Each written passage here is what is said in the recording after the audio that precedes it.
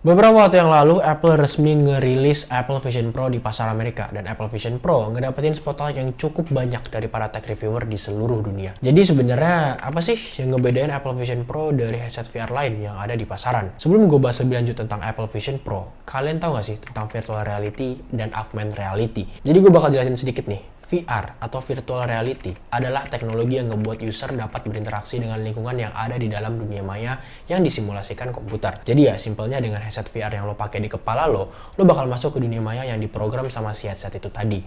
Contoh simple VR headset yang bisa lo temuin di pasaran sekarang itu adalah PlayStation VR. Nah ini beda nih sama AR atau augmented reality. AR ini tuh kayak teknologi yang menghubungkan benda digital 2 atau 3 dimensi ke dalam lingkungan nyata dengan cara benda digital itu bakalan diproyeksikan secara realistis ke dunia nyata. Contoh AR yang udah bisa kalian lihat sekarang itu ada di game Pokemon Go yang sempat rame sih beberapa tahun lalu. Nah kita bakal balik lagi ke topik awal kita yaitu Apple Vision Pro. Bedanya si Apple Vision Pro ini itu adalah mixed reality headset. Jadi mixed reality headset ini tuh kayak ngegabungin aspek virtual reality dan augmented reality. Jadi di Apple Vision Pro bukan cuma VR doang tapi ada juga AR di dalamnya. Di beberapa review tech YouTuber kalian juga bisa lihat kok tentang banyak banget tuh fitur yang udah bisa kita pakai bahkan sampai ngegantiin peran layar laptop itu sendiri. Cuma lo tau gak sih di balik kecanggihan dari Apple Vision Pro itu sendiri, masih banyak kontroversi yang beredar dan kemungkinan buruk yang mungkin bisa aja membahayakan kita dari sisi pengguna. Yang paling penting dan paling menonjol menurut gue adalah permasalahan privasi pengguna. Sebenarnya gue udah ngeri kalau kita ngomongin privasi pengguna ya, karena Apple ngeklaim kalau perangkat mereka bakal pakai teknologi yang namanya Optic ID. Dan ini berperan untuk ngenalin iris mata dari para pengguna secara akurat lewat kecanggihan teknologinya. Kayak di video promosinya aja, lo bisa FaceTime pakai device Apple Vision Pro dan device-nya bakal buat proyeksi muka lo. Nah yang jadi isu adalah Apple kan ngeklaim kalau data biometrik dan gambar yang dihasilkan bakal dienkripsi dan disimpan secara aman. Tapi ya yang namanya teknologi kita kan gak ada yang tahu ya. Kalau misalnya device kita kehack dan data kalian bocor, itu kan bisa aja. Atau misalnya Apple ngebocorin data atau ngejual data kalian. Ya itu bisa aja terjadi. Tapi menurut gue, Apple mungkin gak bakal ngelakuin hal itu sih. Tapi tetap aja, karena akhir-akhir ini lagi rame banget kasus kebocoran data di berbagai perusahaan, menurut gue kita harus tetap waspada sih. Kita balik lagi ke topik awal, kenapa pada akhirnya gue tuh concern banget. Teknologi kayak Apple Vision Pro, ini kan ada potensi untuk dipakai di kegiatan kita sehari-hari.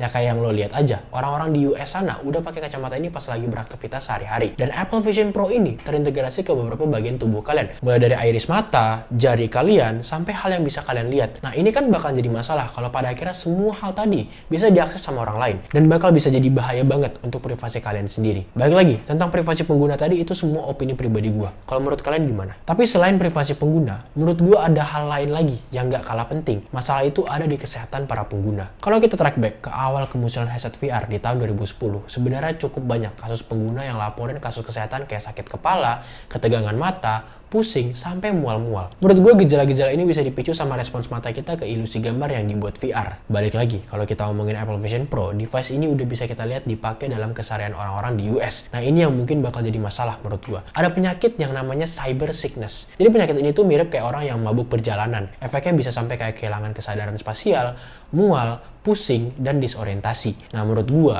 yang paling parah nih adalah untuk anak-anak. Nah, jadi riset dari Universitas Leeds di Inggris bilang kalau paparan realitas virtual selama 20 menit bisa mempengaruhi kemampuan anak-anak untuk memahami jarak suatu objek. Menurut gue ini cukup bahaya sih. Apalagi kalau pada akhirnya Apple Vision Pro mau dipakai setiap hari. Sedangkan dampaknya ke anak-anak aja bisa sampai segitunya. Padahal durasi pemakaiannya cuma 20 menit doang.